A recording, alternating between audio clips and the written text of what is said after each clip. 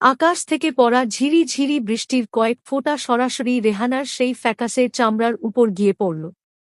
বৃষ্টির জল চামড়া স্পর্শ করার সাথে সাথে রেহানার কপাল থেকে কালো রঙের ফুটন্ত ফেনা বের হতে লাগল, যেন এসিড পড়েছে সেখানে।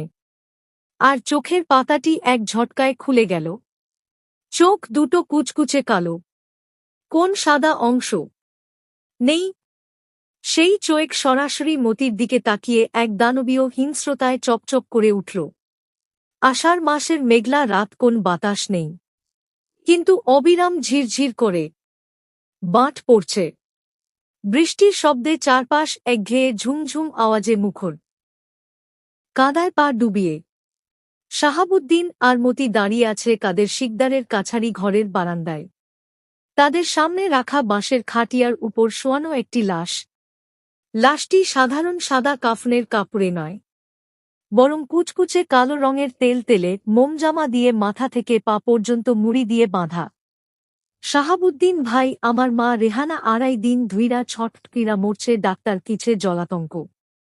করোয়েক মরণের সময় সে এক ফোঁটা পানিও সহ্য করতে পারে নাই, তাই তারে মোমজামা দিয়া বাইন্ধা রাখছি। শিকদার সাব লাশ তো দাফন করতেই হইব, কিন্তু এই বৃষ্টির দিনে মোমজামা খুলমু কেমনে? আর কবরস্থানে তো পানি জৈমা গেছে। খবরদার মোমজামা খুলবা না।